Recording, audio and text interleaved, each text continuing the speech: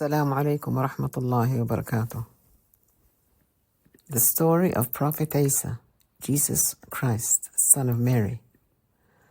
Before we begin the story of Prophet Isa, note that some details of family lineage and the context of certain early life events have been more extensively covered in the story of Prophet Zakaria. Since their timelines overlap, their stories have a lot of crossovers. Let's first begin with Mary's father, Imran, who was a righteous man who had surrendered his life in Allah's service. He was said to be a leader of the Israelites and spent his days leading his people in prayer and engaging in acts of worship at Masjid al-Aqsa.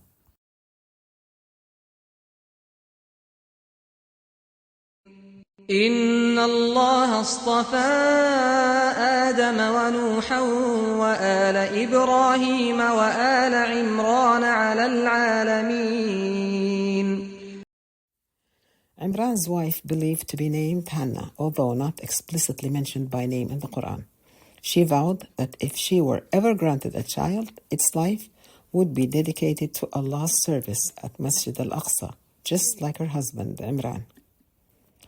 Although Allah had planned a great future for Imran's child and its progeny, Imran passed away before getting to see the birth of his child. When the child was born, Imran's wife was a little surprised to find out it was a girl. She was expecting a boy, as a boy would be better suited to fulfill the duties inside the masjid. How would she keep her vow to Allah? "My Lord, I have given birth to a girl, and the male is not like the female."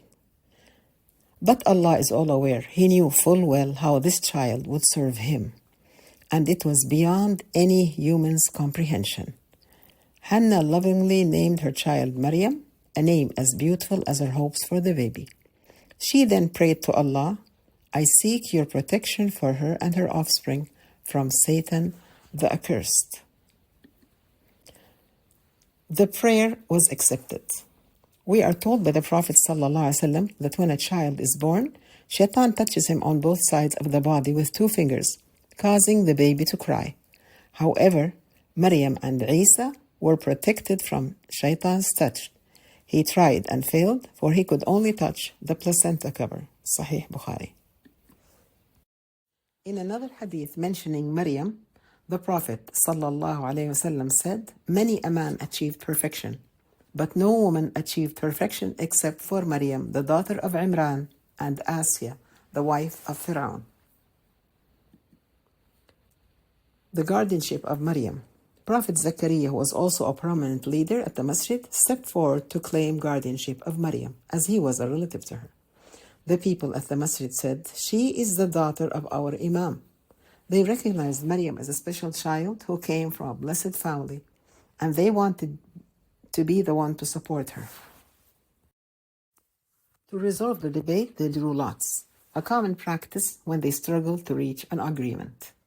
Allah revealed in the Quran, "This is news of the unseen that we reveal to you. You were not with them when they cast lots to decide who would be Maryam's guardian, nor were you there when they argued about it." Surah Al-Imran.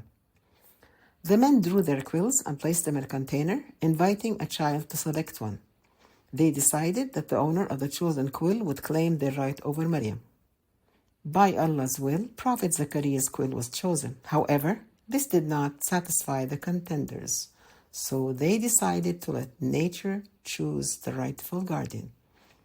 The priests placed the quills in a stream, ruling that the last quill to resist the water's current would claim guardianship. Again, by Allah's infinite power, Prophet Zakaria's quill remained afloat and idle in its place while the others moved with the water.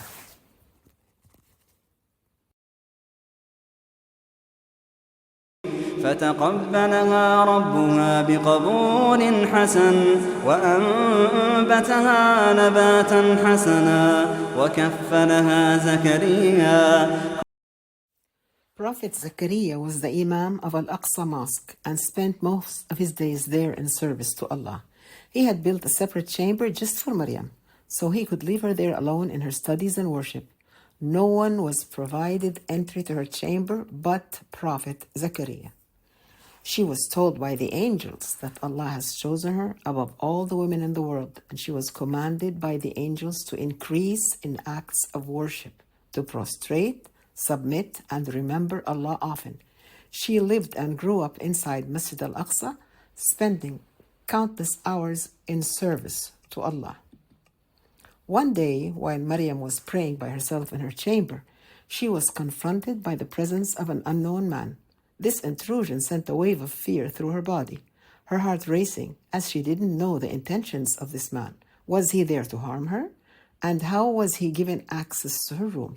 Her sanctuary was safeguarded from any outsider, only permitting Zachariah's entrance.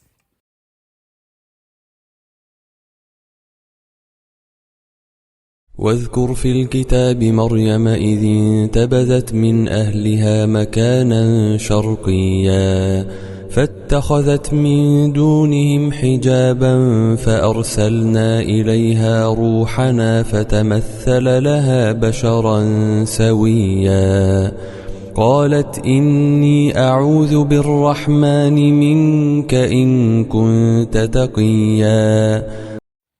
How can a boy be born to me when no man has even touched me, nor have I ever been unchaste? Jibril replied, Thus shall it be. Your Lord says, It is easy for me, and we shall do so in order to make him a sign for mankind and a mercy from us.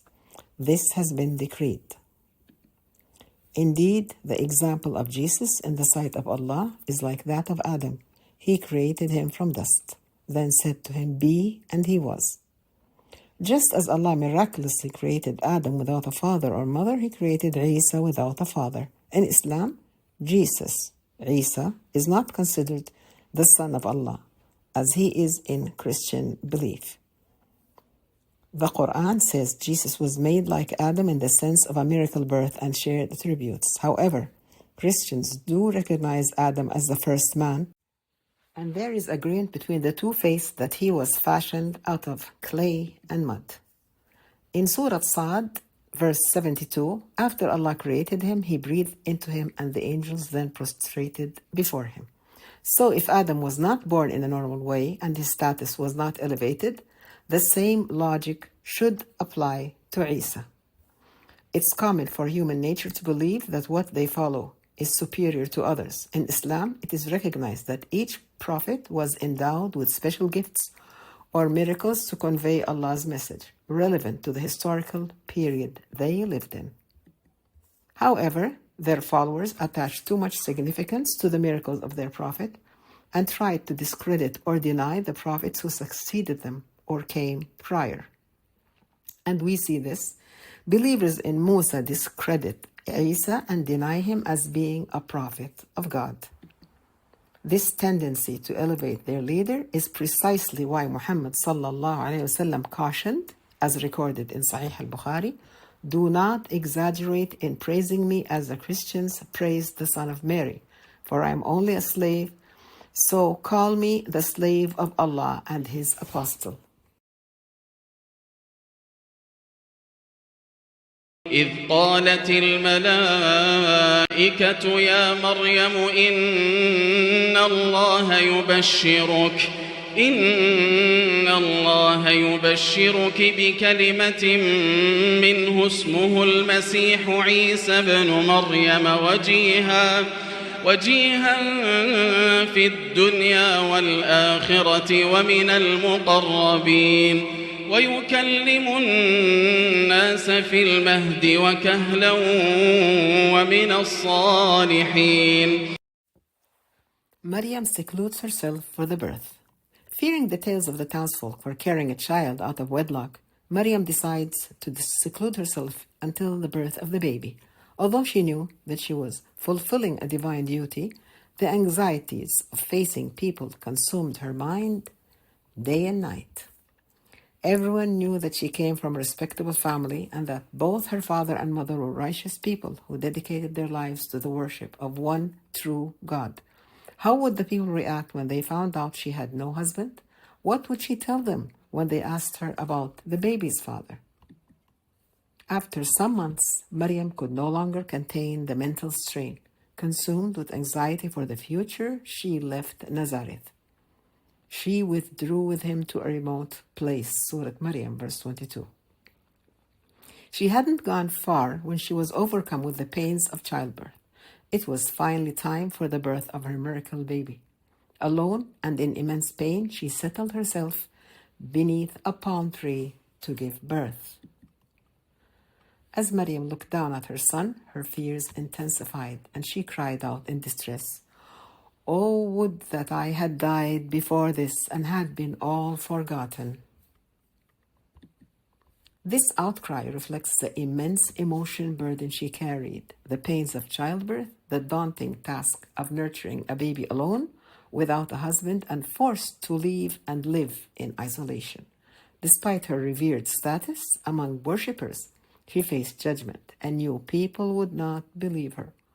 All these emotions came crashing down in this moment.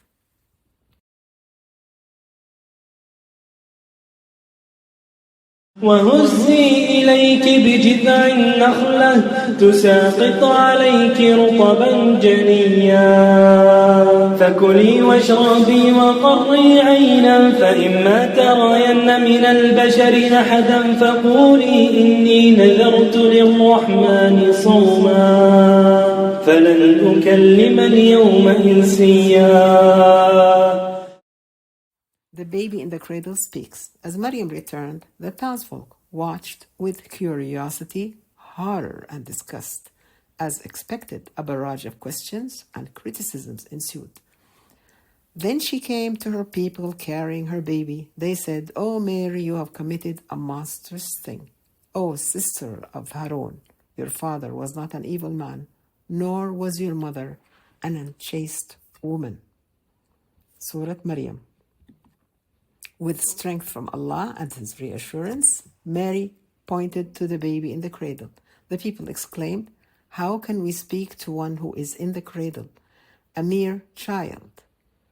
Realizing that the baby was not ordinary, many of the townsfolk ceased their harassment of Maryam.